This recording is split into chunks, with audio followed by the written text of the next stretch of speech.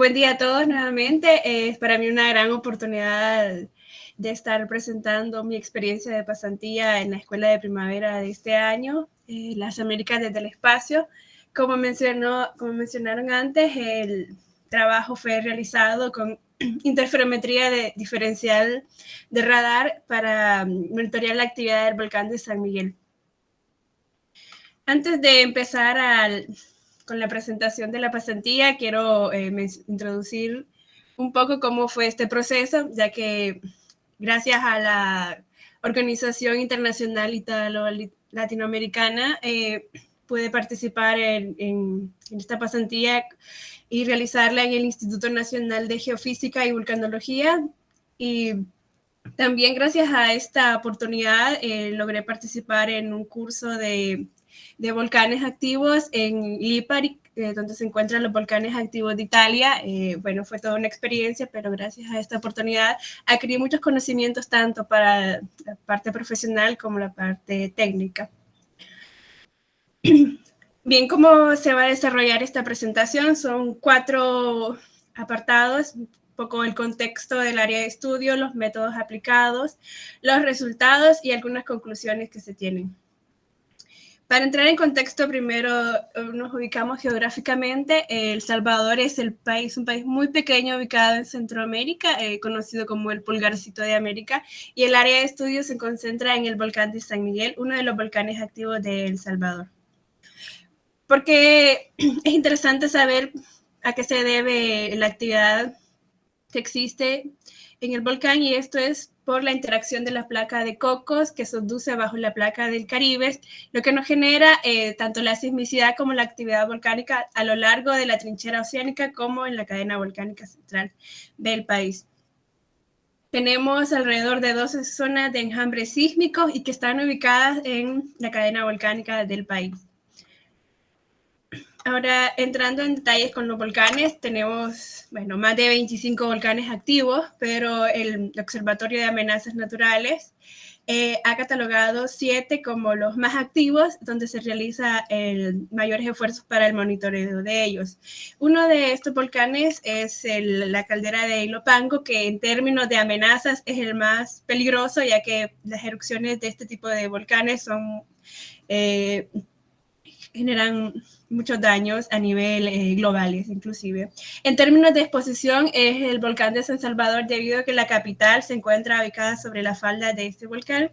Y en términos de frecuencia, podríamos decir que el más importante sería el volcán de San Miguel, ya que durante los últimos años ha registrado actividad importante, siendo una de estas la erupción de diciembre de 2013, donde alcanzó una columna eruptiva de 5 kilómetros de altura y afectó principalmente muchas construcciones, cultivos que se encontraban alrededor del volcán, entre otras áreas que estaban en todo el país, ya que la ceniza logró alcanzar muchas ciudades. Bien, un poco entrando a los métodos. Se puede decir muchísima teoría sobre la técnica de interferometría. Voy a generalizar un poco para entrar más detalle en los resultados. Bien, es una técnica en la cual se utilizan imágenes de radar. Como habrán escuchado en otras charlas ya, las imágenes de radar tienen muchas capacidades, ya que permite tener mediciones tanto de día como de noche, penetrar la nube, entre otras cosas. Si bien es cierto, hay muchas aplicaciones y debe depender del tipo de datos que se utilice, porque podemos tener tanto el uso de la intensidad o de la amplitud o como de la fase. En el caso de interferometría utilizamos la fase de la señal. Cuando uno ve la imagen de fase de la señal, lo vería como estática, no se entiende nada. Pero para poder aplicar esta técnica se necesitan al menos 2 imágenes, que se conoce como interferometría clásico, donde lo que se mide es la diferencia de fase. Pero ¿qué me puede generar este cambio de fase? Pues existen muchos fenómenos, nos concentramos en este caso en el movimiento del suelo, que puede ser generado por un sismo, por subsidencia o por la actividad volcánica, ya que cuando un volcán está activo, depende del tipo de volcán, porque no todos los volcanes se comportan de igual forma, tienden a a cambiar superficialmente a su superficie, de tal forma que cuando el magma está ascendiendo, el volcán parece que se está inflando, y cuando está después de la erupción parece que se está desinflando, pero esto va a depender del tipo de volcán y de la actividad que presente el mismo.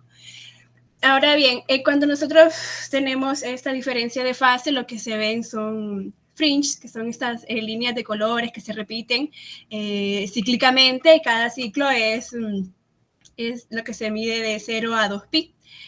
Y son esas fringes que se tienen. Ahora bien, no siempre se necesita tener estas mediciones de 0 a 2pi, sino que se necesita hacer un desenrollo de fase, entonces para tener unas mediciones que ya no vayan de 0 a 2pi y que podamos relacionarla directamente con la longitud de onda, y así poder tener una medición del desplazamiento del suelo. Ahora bien, también es importante reconocer que dentro de esta diferencia de fase existen muchas contribuciones que no solamente dependen de la deformación del suelo, sino que pueden estar afectadas por la geometría, como ángulo de incidencia, línea base del sensor, la topografía, la atmósfera en sí, depende de cómo esté la atmósfera y los efectos que pueda tener. Así como el ruido que puede ser ocasionado por el mecanismo de retrodispersión de la señal del suelo. Como no es lo mismo tener un suelo, una superficie plana a una rugosa, a una muy rugosa o con mucha vegetación. Otro parámetro importante a definir es la coherencia de la señal. Esta también está relacionada como una relación de píxel a píxel de las dos imágenes, y nos da una medida de la precisión de la fase interferométrica. Esta coherencia se ve afectada por los factores que mencionaba anteriormente, y uno de los más importantes que quiero destacar es las condiciones que presenta la atmósfera. Hay muchos estudios y han categorizado como dos efectos importantes de la atmósfera que pueden afectar la señal. Una es la estratificación. Esto ocurre principalmente cuando las topografías son como muy irregulares. Bueno, los volcanes son el típico ejemplo. Tenemos una topografía que podría ser cónica y la atmósfera va cambiando con la altura. De hecho, cuando uno ve un volcán, normalmente en la mañana o en la tarde logra ver una nube tipo gorrito que está sobre el volcán. Bueno, ese es un ejemplo. Es una nube lenticular por las mismas variaciones que se dan con la altura de la atmósfera. También existe otro tipo de afectación en la señal que se da en la alta atmósfera, y es básicamente donde se dan todos los procesos meteorológicos, y entonces depende mucho, ¿verdad?, de la región. En nuestro caso, el volcán se encuentra en una región tropical. Vemos que la atmósfera cambia mucho entre un día a otro, inclusive de hora a hora, dependiendo del fenómeno que esté afectando. En nuestro caso también tenemos la interacción con la zona de interconvergencia intertropical en algunos meses, así como la actividad de las tormentas tropicales que vienen del Pacífico o del Atlántico. Bien, en cuanto a la metodología a utilizar, incorporamos dos. Una es Persistent Scattering y Small Baseline Subset. Hay algunas diferencias entre cada una de ellas, y las aplicaciones también pueden ser diferentes. En este caso, lo que se pretendía es como observar la deformación y cuál técnica se ajustaba más a nuestra zona y a nuestros datos. En este caso se utilizan muchísimos interferogramas, y la diferencia entre uno y el otro es la conexión y el número de imágenes de referencia que se utiliza para conectarlas. Algo también importante es que en el Persistent Scattering la técnica básicamente lo que busca es un dispersor permanente.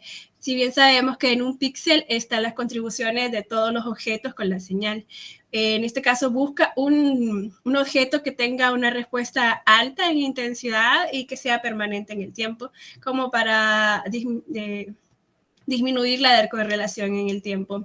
Existen muchas técnicas para encontrar estos dispersores, y así son las variantes que se pueden encontrar. En este caso, lo que se hace es utilizar la coherencia espacial.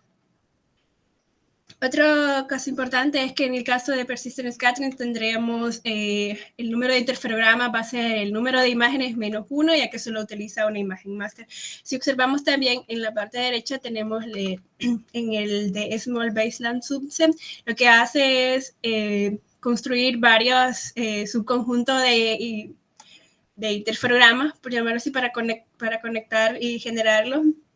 Y esto es muy útil ya que en interferometría muchos de los efectos que puede generar de correlación es la distancia de línea base, tanto temporal como espacial. Entonces se hacen filtros tanto entre la diferencia un umbral, digamos, entre el mínimo y el máximo que se desea utilizar. En este caso estamos utilizando Sentinel-1, tiene unas ventajas en este sentido, ya que este satélite fue desarrollado principalmente con objetivos de aplicaciones de interferometría, lo que hace que la línea base sea corta y tenemos mucha frecuencia también temporal de imágenes. Algo que quisiera agregar también es que el uso de series temporales con interferometría tiene un agregado, es que permite evitar de cierta forma los ruidos temporales de correlación. Sin embargo, siempre van a estar presentes en alguna medida y por eso se pretenden hacer algunas correcciones. Se pueden realizar diferentes muchas. Con los datos mencioné antes, las imágenes a utilizar son imágenes de Sentinel-1 desde 2016 hasta el 2023, marzo de 2023, alrededor de 200 imágenes para trayectoria ascendente y 175 para trayectoria descendente.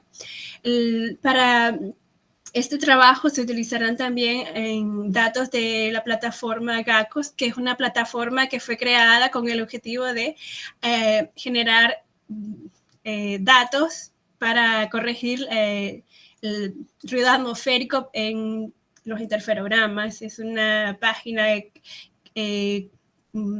plataforma que fue creada por la Universidad de Newcastle y otras más. Y básicamente tiene datos cada hora. Uno puede elegir la fecha y la hora que necesite. Para este caso se eligieron las fechas de donde tenemos interferogramas y la hora utilizada es la hora de pasada del satélite sobre el área de estudio, que sería la 00 para la trayectoria ascendente y 12 UTC para la trayectoria descendente. El modelo de elevación digital utilizar para hacer todas las correcciones, tanto como para la formación de interferogramas, como para la geocodificación y las correcciones por topografía, es el modelo de elevación de ALOS Pulsar con una resolución espacial de 30 metros. Estas imágenes son adquiridas entre 2016 y 2011, lo que significa que nuestro modelo de elevación es contemporáneo a esta fecha. Algo que olvidé mencionar es que para el caso de las correcciones que usa GACO, se utiliza principalmente dos fuentes de entrada. Utiliza tanto el modelo de elevación, el SRTM, y un modelo de pronóstico atmosférico que es el SMWF. Es un modelo global de pronóstico, entonces debemos de considerarlo también esto al momento de analizar los resultados. Un poco entrando ya a la parte de los resultados, voy a mostrar un poco cómo eran los datos de GACOS, cómo era el posible retraso de la fase de la señal debido a la turbulencia en la atmósfera. Y tenemos dos series temporales. La primera está sobre el cráter del volcán, es decir, elegimos un punto sobre el cráter del volcán y se grafican los promedios. Y en el gráfico de abajo es un punto en la parte plana de cualquier parte plana del área, se eligió la ciudad. Y vemos que las variaciones entre uno y otro son pequeñas, de 1.8 a 2.6, y es un retraso bastante pequeño, pero algo importante también es que se observa un comportamiento estacional y bastante correlacionado con la época lluviosa y seca del país, que es de la época lluviosa desde mayo hasta octubre, noviembre, dependiendo de cómo sea el evento. Pero hay bastante correlación, entonces vemos ese comportamiento cíclico. Hicimos un análisis para ver cómo era el efecto de layover y shadow maps, ya que recordemos que en este caso Sentinel es un sensor de radar que toma imágenes a cierto ángulo del nadir, entonces existen algunos efectos geométricos que nos pueden afectar, ya que dependerá también de la topografía del volcán. Y en este caso, para la órbita ascendente, vemos que existe en el cráter, en el centro del cráter, una pequeña parte de sombra, y significa que ahí no podemos tener información. Lo mismo pasa en la trayectoria descendente, pero en sentido opuesto, es la pendiente opuesta. En cambio, en la parte del layover tenemos un efecto más en la imagen descendente comparada con la ascendente. Bien, las conexiones de los interferogramas. Empezamos con los resultados de la primera técnica aplicada, que es Persistent Scattering. 198 interferogramas para ascendente y 173 para descendente. Como se observan las conexiones, la imagen máster utilizada es una imagen que está en enero de 2020 y en noviembre del 2019, en cada una de las trayectorias. Si observan, tenemos en el eje Y o Y la posición relativa, vemos que es bastante corta, ya que varía mayormente entre menos 100 a 100 metros. Es una línea base muy, muy pequeña. Y la temporal también, ven que las uniones son bien cortitas. Con los resultados, mencionaba que para elegir los dispersores permanentes utilizamos la coherencia espacial. El umbral utilizado es de 0.6. Este valor es un valor que se considera un valor alto, ya que muchos artículos y muchas publicaciones dicen que debe de ser mayor a 0.3. En este caso elegimos 0.6 y tenemos diferentes áreas de cobertura. Nosotros nos enfocaremos principalmente en el sector del volcán, la parte alta. Uno de los resultados obtenidos es la velocidad media de toda la serie de tiempo de formación.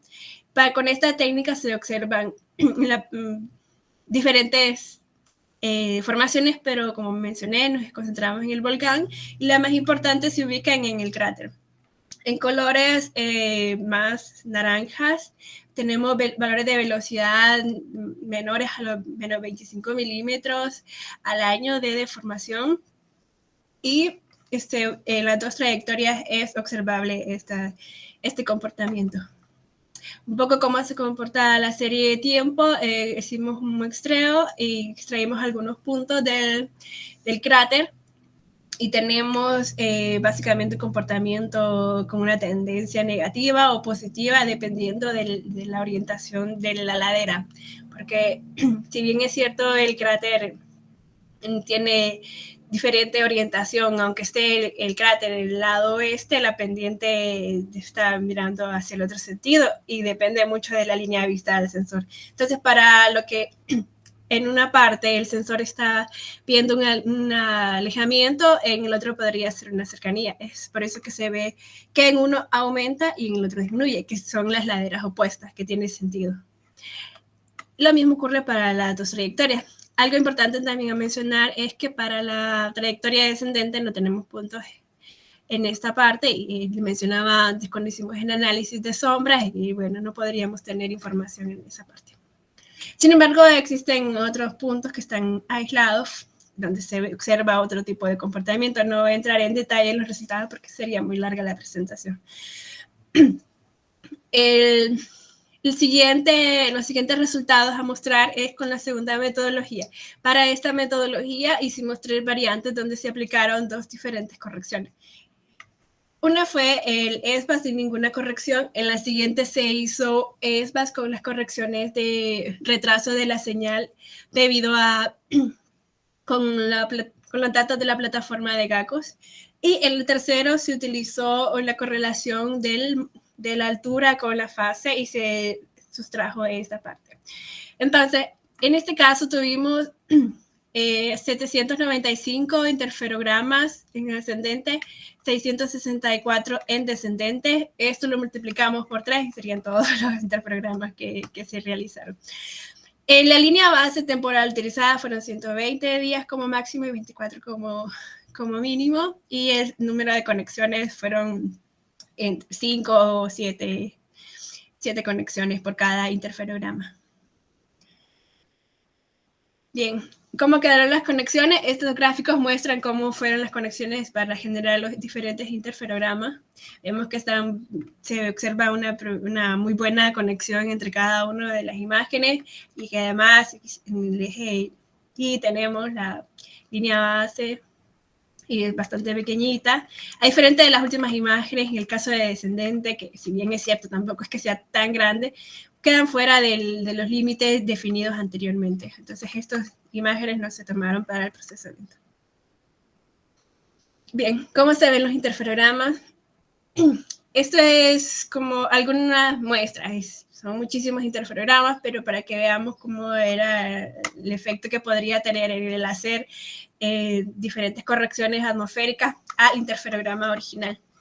Si observamos en el interferograma de abajo, tenemos el original, que sería este, y en el del medio tenemos utilizando la corrección con GACOS, y observamos que para este caso GACOS tiende a agregarle más fringe a la señal, y se observa en varios de los interferogramas. Este es para la trayectoria ascendente.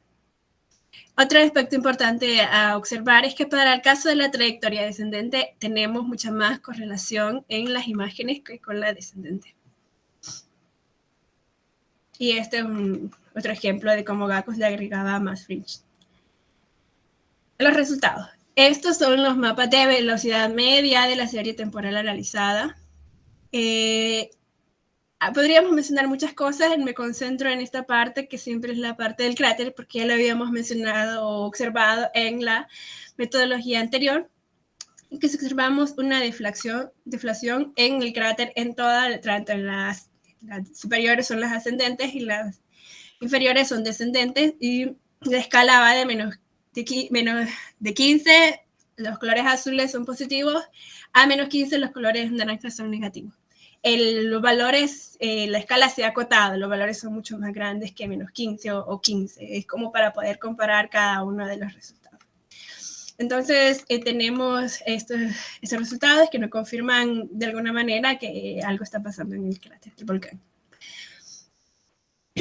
Ahora, lo interesante no solo es comparar los mapas de velocidad, sino cómo se comporta en el tiempo la señal. Entonces, para poder comparar, hicimos un muestreo aleatorio. Entonces, extrajeron varios puntos, y para poder comparar las series temporales se eligió con un buffer de 60 metros, ya que no son perfectamente el mismo punto, coinciden todos los sets de datos.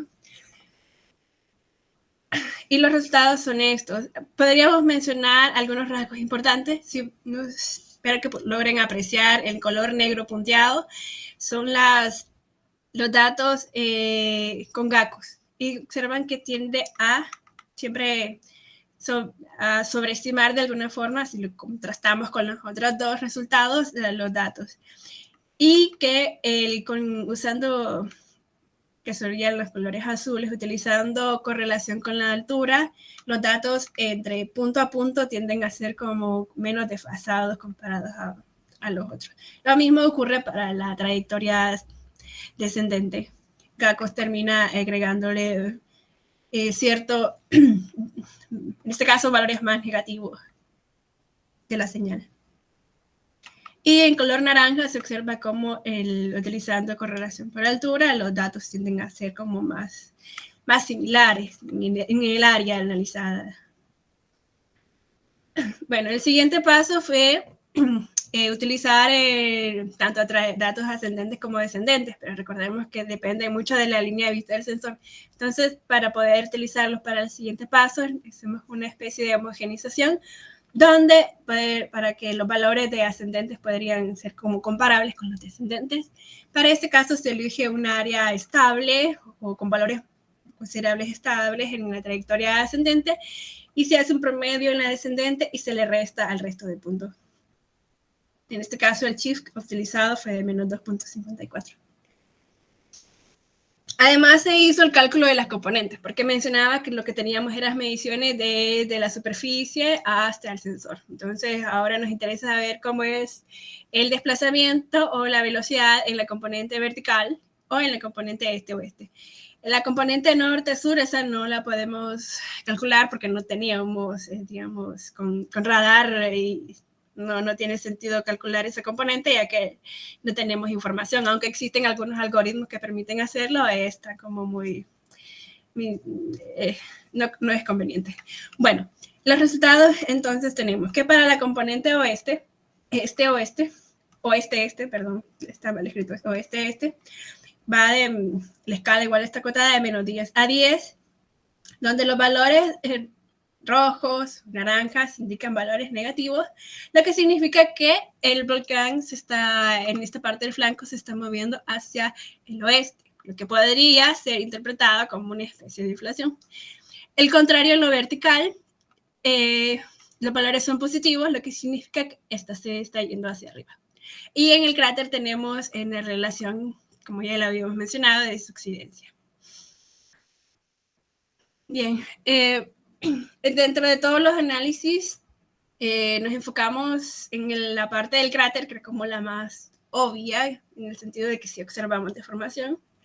Hicimos un análisis de lo que estaba pasando y cuando hicimos un perfil de oeste a este, tenemos, bueno, para empezar, no tenemos la misma cobertura de puntos, por lo que les mencionaba antes, que la sombra es un factor importante en este caso. Sin embargo, tienen un comportamiento muy similar. Lo que se proponía que lo que podría estar generando esta deformación es que hay un sistema de fallas anulares, o tipo anillos, o ringfolds. Si ustedes observan el mapa superior donde dice geología, se tienen dos líneas punteadas. Eso es el mapa geológico donde, bueno, ya se estaban, bueno, hace como 40 años que se creó el mapa, ya proponían que existían dos cráteres, o es decir, dos sistemas de fallas. Y aquí tenemos el mapa de pendiente y... ¿Sí? Disculpa, pero te queda un minuto. Bueno, ya termino, gracias. Gracias. Ya me distrajeron. Bueno, lo que se obtiene es que tenemos subsidencia tanto del cráter interno como del cráter externo, y lo que se hizo fue una modelación utilizando un modelo de Okada, que es un software analítico, donde lo que se hace es comparar los resultados de los datos observados con los simulados y tratar de identificar qué parámetros podrían generar este tipo de deformación. Al final, lo que se propone por el momento, estos son resultados preliminares, es que utilizando un sistema de varias fallas, en el cual 6 fallas para el borde del cráter y 2 para el interno, podrían estar modelando perfectamente la deformación con errores de menos 0,05 hasta menos 0,005 metros por año. Bueno, ya para ir terminando, vemos que los métodos, tanto PIES como ESBAS, aún con todas las correcciones, muestran deformación en el cráter y es posible observar deformación también en el flanco oeste, y que es posible modelar la falla utilizando diferentes modelos de falla, en este caso el de Okada, con 6 en el borde externo y 2 en el interno. Y que el origen de esta deformación podría estar relacionada a inestabilidad estructural del volcán, que a su vez podría estar relacionada al sistema magmático de él. Muchas gracias por su atención.